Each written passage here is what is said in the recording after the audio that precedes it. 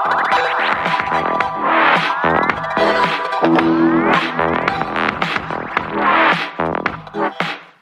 Students, तो आज हम पढ़ रहे हैं बोर्ड थ्योरी। तो बोर्ड थ्योरी पढ़ने से पहले आपने पढ़ा होगा रदरफोर्ड का मॉडल, बोर्ड थ्योरी। इससे पहले आपने थॉमसन मॉडल, रदरफोर्ड मॉडल पढ़ चुके हैं। थॉमसन मॉडल में क्या बताया था, इलेक्ट्रॉन होता है ना। फिर रदरफोर्ड मॉडल ने क्या बताया कि न्यूक्लियस एग्जिस्ट करता है। तो न्यूक्लियस एग्जिस्ट करता है तो उसके चारों ओर इलेक्ट्रॉन रिवॉल्व करते हैं, है ना। तो इलेक्ट्रॉन रिवॉल्व करते हैं तो इलेक्ट्रॉन या तो घूम रहा है, एनर्जी तो जाएगी उसकी। सिंपल सी बात है ना। आपने एक बार खाना खा लिया, दिन भर घूम के, तो शाम को वापस भूख तो लगेगी। तो इलेक्ट्रॉन बार बार घूम रहा है तो उसकी एनर्जी या तो इमिट होगी या एब्जॉर्ब होगी। तो इमिट या एब्जॉर्ब होगी तो वो न्यूक्लियस के अंदर चला जाना चाहिए। मान लो ये न्यूक्लियस है, ये इलेक्ट्रॉन रिवॉल्व कर रहा है, तो ये एनर्जी या तो लूज करेगा या, देखो, एनर्जी या तो एब्जॉर्ब करेगा या इमिट करेगा, है ना। दो ही ऑप्शन हो सकते हैं, एब्जॉर्ब और इमिट। दोनों में से कोई एक प्रोसेस होगा, तो उसकी वजह से इलेक्ट्रॉन नाभिक के अंदर आके गिर जाना चाहिए।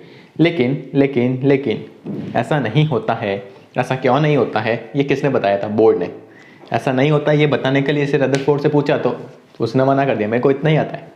फिर बोर्ड आया, बोर्ड ने क्या बताया, बोर्ड ने 1, 2 एंड 3 पोस्टुलेट्स अपने दिए। फर्स्ट पोस्टुलेट्स में ये बताया कि जो इलेक्ट्रॉन है वो न्यूक्लियस के चारों ओर रिवॉल्व कर रहा है।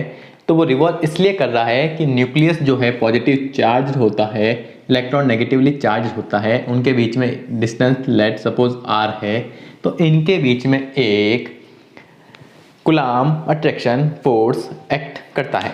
तो कूलॉम अट्रैक्शन फोर्स की वजह से जो है इलेक्ट्रॉन जो है नाभिक के अंदर आके नहीं गिरता है और वो उसके अराउंड अपने ही क्लास में रिवॉल्व करता रहता है। फर्स्ट पोस्टुलेट्स में उसने ये बताया। ठीक है, फोर्स लग रहा है, तो फोर्स ये अंदर की तरफ लग रहा है, तो सेंट्रीपिटल होगा या सेंट्रीफ्यूगल, ये आप कमेंट करके बताइए। वो उस फोर्स की वैल्यू मैं यहाँ पे लिखता हूँ, mv² अपॉन r, जो किसके इक्वल होगा, कूलॉम अट्रैक्शन फोर्स के। तो इसका z ही है, ये e है, तो क्या होगा, kZe इंटू ई अपॉन r का स्क्वायर। फर्स्ट पोस्टुलेट्स यहाँ पे आपका हो जाता है।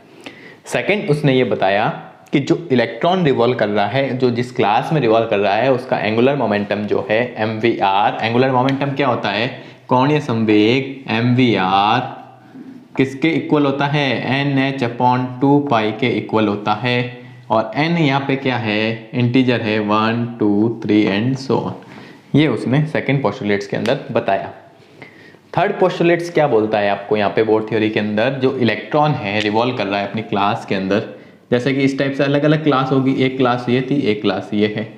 जब ये क्लास से इस क्लास में जंप करता है या इस क्लास से इस क्लास में जंप करता है, तो एनर्जी का लॉस या एब्जॉर्प्शन या जो भी इमिशन होता है वो तो होता ही होगा, क्योंकि हायर से लोअर में जा रहा है, लोअर से हायर में आ रहा है, तो कुछ ना कुछ एनर्जी का ट्रांसफॉर्मेशन होता है।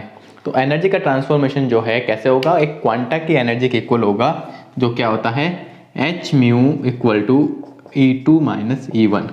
जैसे कि मान लो इसकी एनर्जी लेवल E2 है, इसका एनर्जी लेवल E1 है, तो इन दोनों का जो भी डिफरेंस होगा वो h म्यू के इक्वल होगा। तो ये थर्ड पोस्टुलेट्स बोर्ड ने बताया। तो ये बोर्ड के 3 पोस्टुलेट्स थे। इसके बाद जो आपने बोला कि ये r डिस्टेंस होती है, तो उसको हमने क्या बोला था, बोर रेडियस।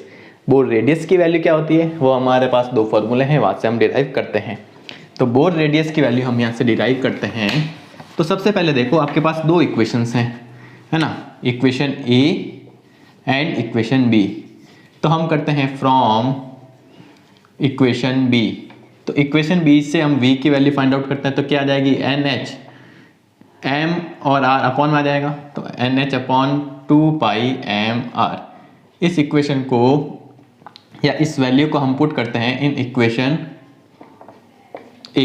इन इक्वेशन ए में पुट करेंगे तो m upon r NH upon 2 पाई mr का होल स्क्वायर इक्वल टू किसके हो जाएगा, kZe square upon r square के।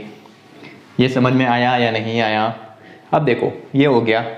अब इसका स्क्वायर करते हैं, तो m upon r into n square h square upon 4 pi square m square r square equal to K Z E square upon R square.